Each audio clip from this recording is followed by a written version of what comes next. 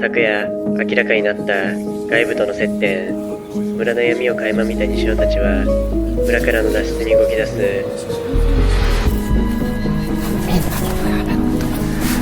お疲れです。わかりました。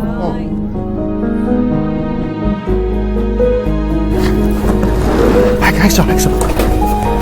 お前そっち行ったらいいね。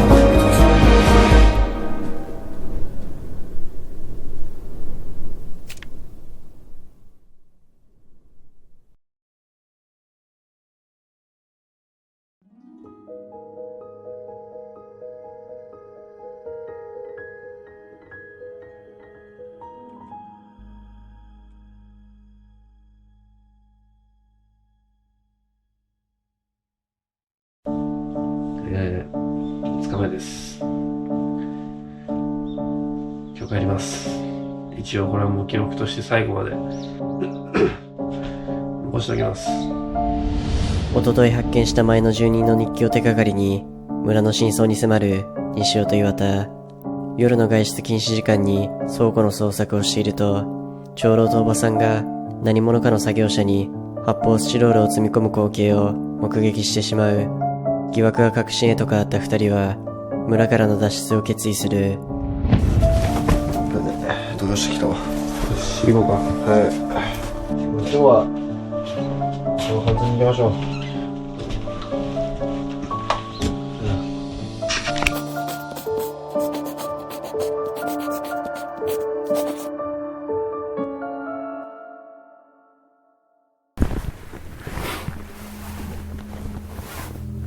いっぱい食えよ。どんどんおかわりしていいから。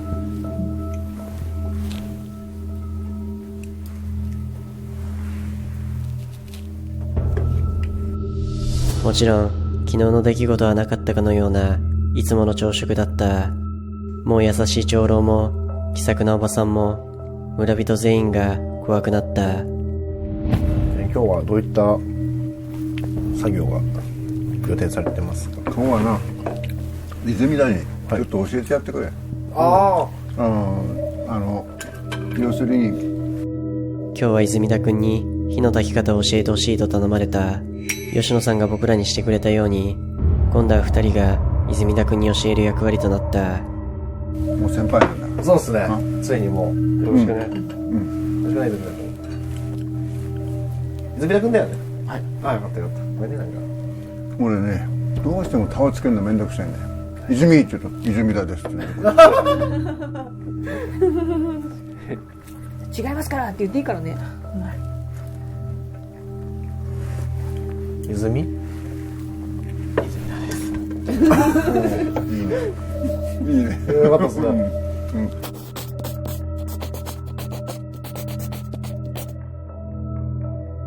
お疲れです。お疲れ様でした。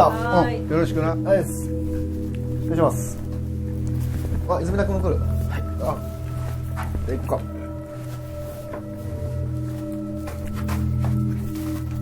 うか。あ、どうぞ。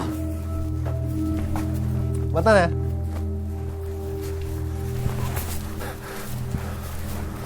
帰ろうぜもう。みんなそのやめろ。やめろ。やばいからもう。やばいだろもう。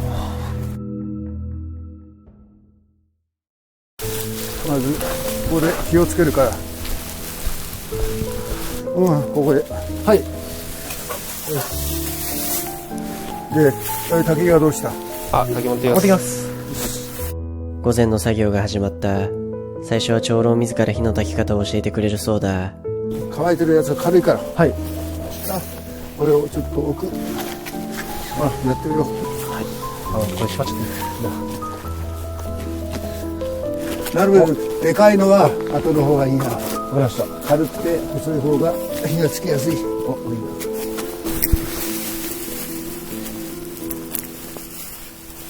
でこれを上へ重ねる。はい。先に火つけてちょっと回しておいてくれ。はい。じゃあ頼むぞ。はい。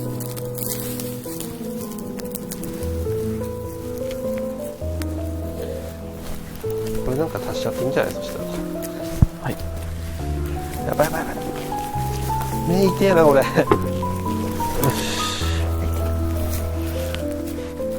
いやもっといっちゃおう。しかし、うまく火を焚くことができなかった。すると、おいおいおいおい、何やってんだよ、ほら。教えた通りにやれよ。なんだよ、これは。俺こんなこと教えたことないだろうよ。すいません。乾いたやつを下にやるって言ったろ。はい。なんだよ、お前。僕たちのミスです。そんなことはねえんだよ。こいつが悪いんだよ。いや、全然もう。僕らが。そうですね、僕らがちちゃんょっと。と教えた通りにやれよ。はい。後でまた見に来るからよ。はい。はい。はい。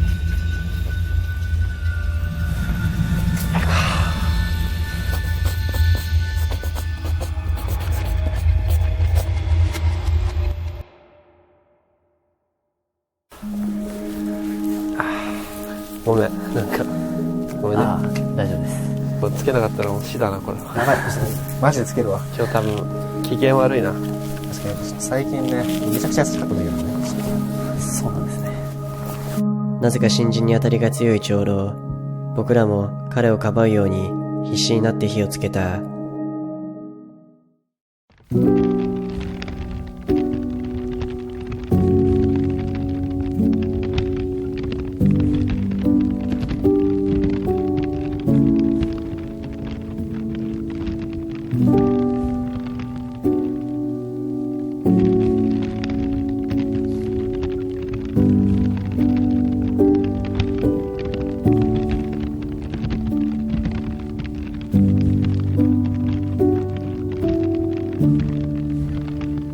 焚き火を囲み打ち解けてきた泉田君と西尾。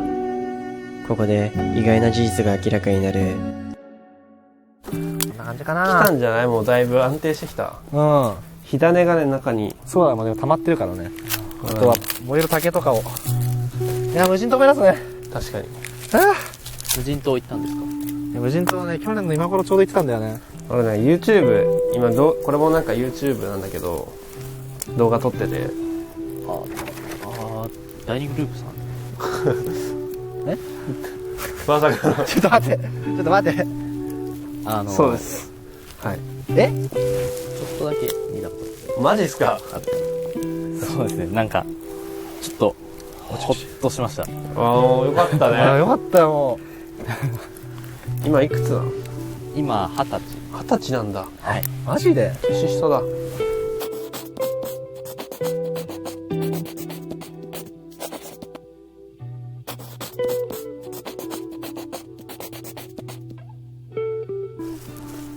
吹いて息。タバコ吸いて。気をつけて。うお来た来た。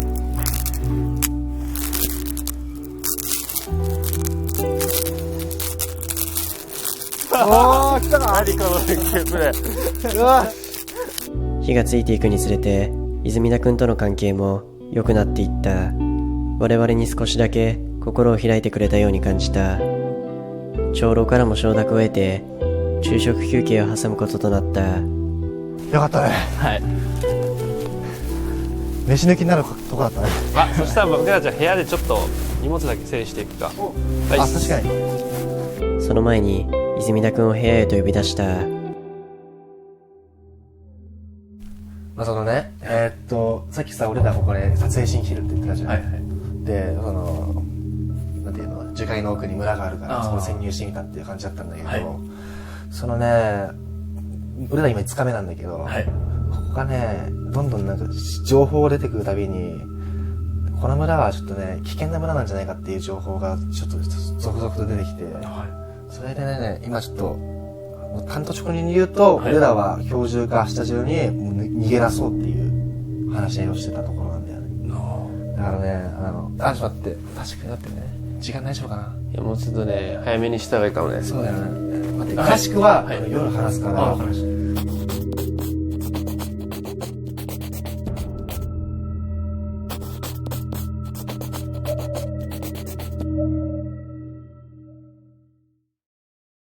それから午後の作業をやり過ごし夜となった。早速、二人は泉田くんの部屋を訪れた。ちょっと夜中にごめんね。大丈夫です。ちょっとね、そう、今日さ、昼の作業中にも話したんだけどさ、まあ、なんか話があるっていう小田村についてなんだけど、はっきり言っちゃったらいいや。まあちょっとね、まあ、結論から言うと、まあ、やばい村っていうことは伝えておきたいなっていうか、本当に言っちゃうとなんか人の命が、まあ、奪われてんじゃないかっていう。すごいね、大きい犯罪のうちの一つのピースをこの村が担ってるのかもしれないよね。そうだね。二人はこの5日間で見てきたものを泉田くんに全て話した。1日目の夜に見つけた前の住人のメモ、2日目に聞いた車の音、3日目に失踪して吉野さんのことと日記の全て、長老やおばさんの化けの皮を全て吐いた。これね、昨日の夜なんだけど、長老とおばさんが車に何かを積んでるんだけど、四角い箱なんだよね。四角い箱のようなもの、で中が見えないんだけど、まあ、多分発泡スチロールなんじゃないかっていう、踏んでるのが帰ってくるっていう、まあ、映像なんだけども、これがこのジャーナリストの情報とかいろいろとまとめて一つの仮説とすると、この人たちがその前のその住人さんたちをまあ殺害して、その臓器を売買してるんじゃないかっていうところにね落ち着いたんだよね。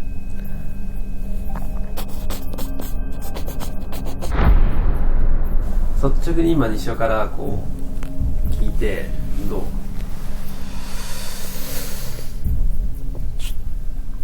怖いですけど、まあそうですね、まあまだちょっと信じられないっていうか、現実離れしてんだよ。そうですね。多分ね、俺らがあれよね、この日記見つけた時と一緒だよね。そうだ。話を聞いた泉田くんの反応は僕らが日記を見つけた時と全く同じだった。半信半疑というよりも現実離れした話に戸惑っている様子だった。今回俺らがなんか車とかって来るんですかとか、なんか作業車みたいなのって言ったら車がここに来るはずないって言っといて、現に車が来てる証拠が掴んでるし、なんか嘘をついてることは間違いない。でなんか嘘をつくってことは何かを隠してるで表と裏の顔があるっていう。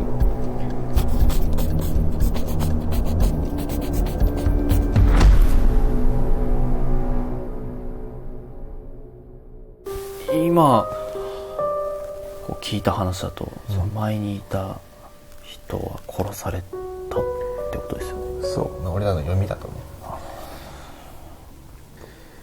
まあそうだよ。とりあえずそんな感じ。別に今日逃げるわけじゃないから。ただ今日話したかったってことはその一件の知ってほしかったし、そのやっぱ長老さんとかおばさんをなんかそんなに深く信じすぎると危ないよってことを伝えたっていう、注意喚起というか、なんか上からちょっとそこでしたっていう話でした。ごめんなんか必死の説得を試みたが決断には至らず、今日一日考えて明日一緒に逃げ出すかを決めるということになった。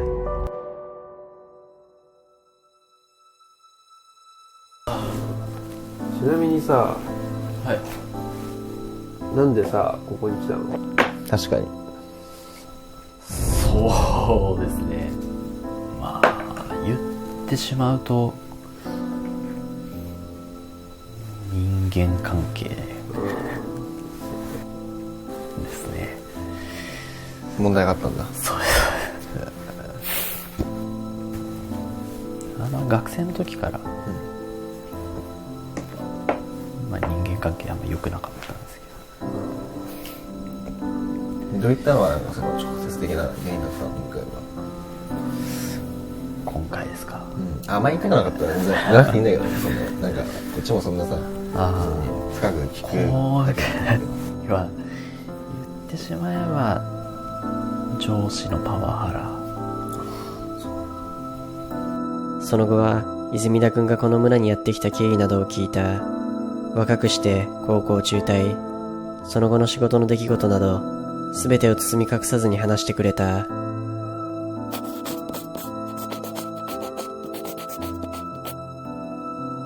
ここ数日、1週間、ここ1週間で、本当に嫌になっちゃったんで。ああ、そういうこそうです、そうです。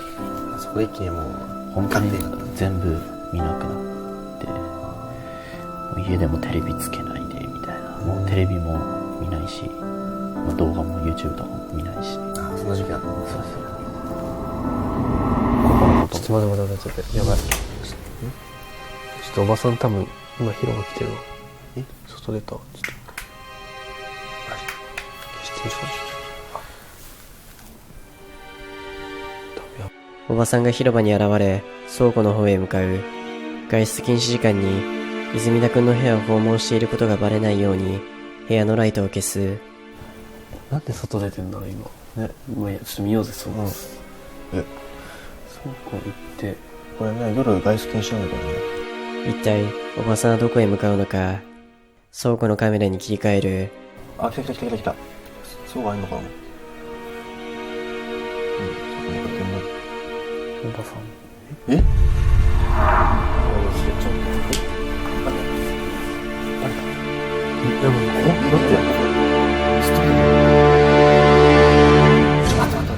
これマジで戻った方がいいじゃん。バレるかも。バレるかもしれない。ちょっと待っ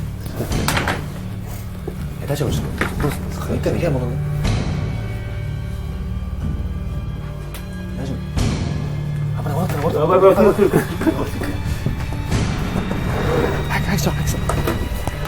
お前そっち行った。いいね。どうする？部屋戻る。むしろそっち行った方がいいな。定点カメラの存在がバレてしまい、焦る一同。気づいたおばさんが今にも部屋にやってくるかもしれない。来てる。あ、家に戻ってきましたね。マジで？はい。いない外。そうですね。長老に連絡しに行ったんじゃないの？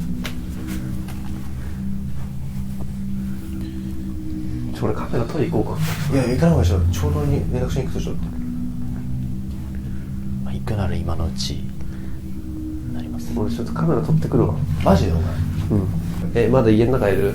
ちょっと見てて、俺まだカメラ撮ってくるわ。いや、行かない方がいいでしょ。まだいいでしょってバレてない。バレてない。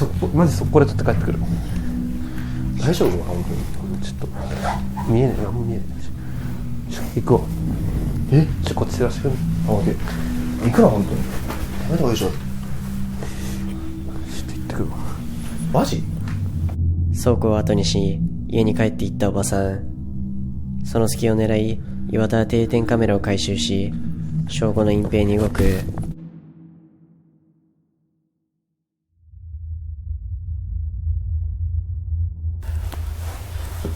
ってこないな、ちょっと。どうしようか。帰ってこないな。そうですね。まあでも今、外に出てて、ほら、二人が。はい。ただ隠れてるだけかもしれないんだよ。だから俺らが下手に動くと、逆に帰ってはい。気づく可能性もあるよな。はい。岩田がバレるっていう。そうです。待って、どうするんだ。で、岩田が、もし、まあ別にバレてないし、まだ、その、二人には。二人にはカメラだけってことで、なんかあったら大声叫ぶってだし、何も聞こえてないってことは、まだ見つかってもないし、何もアクションはまだ起こせてないっそうですね。てことだよね。はい。一旦ちょっと、もうちょっと様子見てから。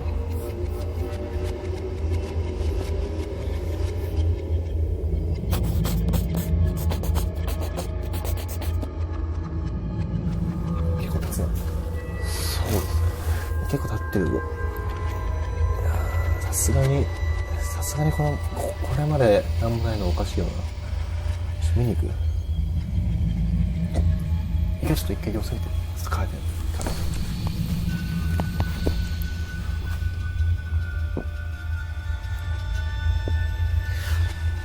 ら。とりあえず見た感じはいないですけど。なんもないよね。はい。と様子見てくる俺ちょっと。ああ、はい。ちょっと行ってくるわ。靴出すわちょっと。ちょっと待って、電池貸してくんね。ああ、はい。西尾は岩田を探しに外へと向かった。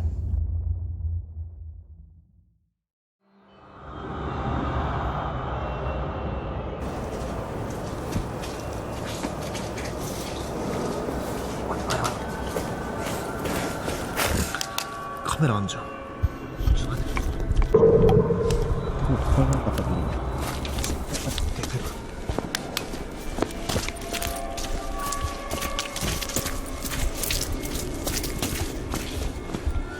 地面に落ちていたのはハンディカメラ。岩田が使っていたものだ。西尾はそれを拾い部屋へと戻った。カメラの映像を遡り、岩田の身に何が起こったのかを確認する。ちょっと待ってみよう。これだろ？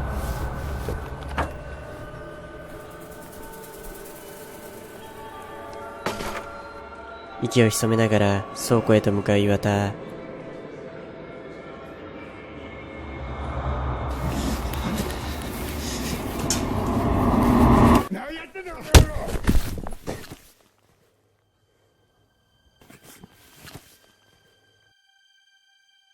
長老宅前を横切った後、おばさんらしき呼び声が聞こえ、長老に背後から襲撃された。ちょっと待って。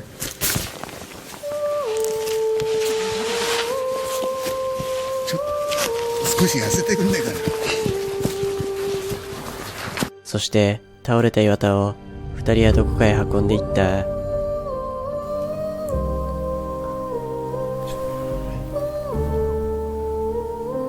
倉庫前。そうですね。衝撃の映像に言葉を失う二人。しかしこの映像には西尾が知らない秘密があった。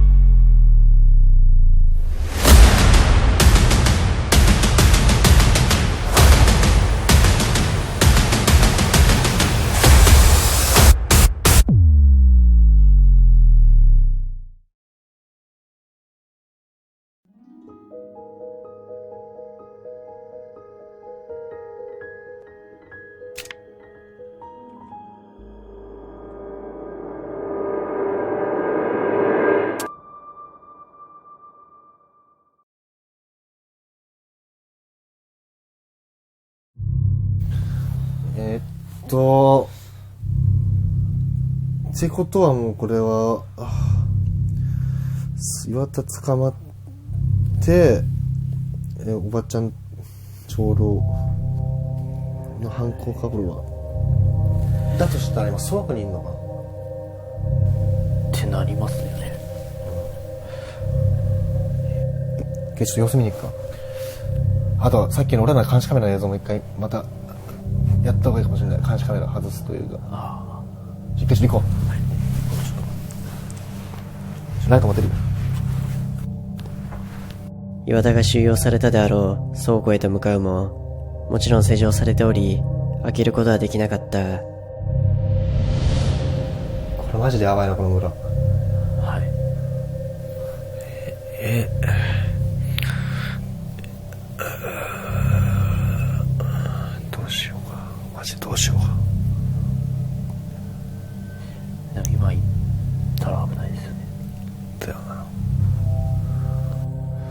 日記でさっき言ったけど、ほら、失踪して、はい次の日、中世。失踪して次の日、中世。だとしたら、明日まで。日記や吉野さんの例からすれば、若者が失踪して翌日の夜に発砲音が鳴っている。その法則にのっとれば、タイムリミットは明日の夜まで。何か、でもなかったっけ。倉庫に関してはでも朝挟んでました。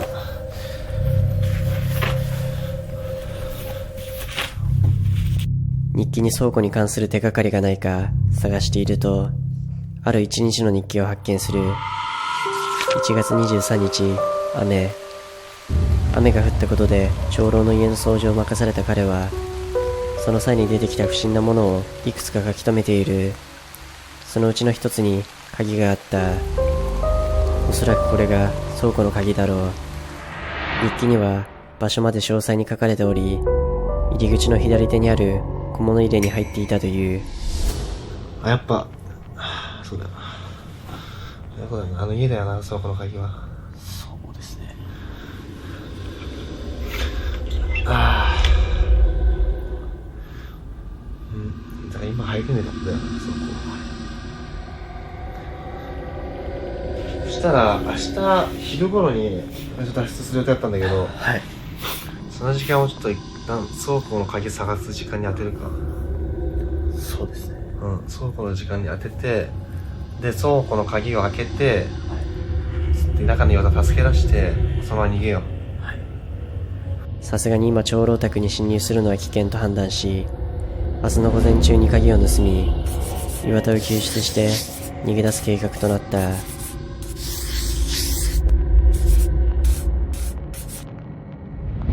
し、一回部屋戻って、いつおばさんが見舞いに来るかもわかんないから。そうですね。帰るわ。はい。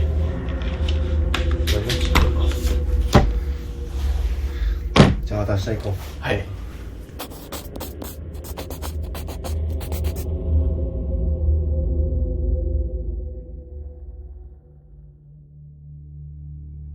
その夜、西尾が一人でカメラを回した。一応このね、動画は、記録としては残しておこうと思います。鍵の位置も書かれてたので、その鍵を取って、助けられるんじゃないかなって思います。どっちかというと可能性がある方にかけてみようかなと思います。とりあえず今日は、岩田の安否を願って、ちょっと寝ようかと思います。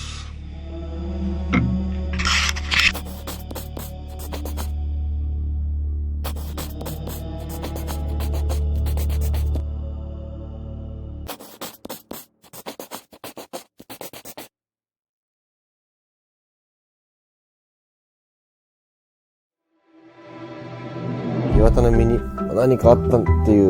今日は岩田は見てないですかね。あいつは現金返ったんじゃないか。もう去るものは追わなくていいの。でもあんまり考えすぎんなよ。はい。どうします？何か。頑張れ。頑張れ。岩田。あんた連れて。いや、すぐに乗り切るんでしょう。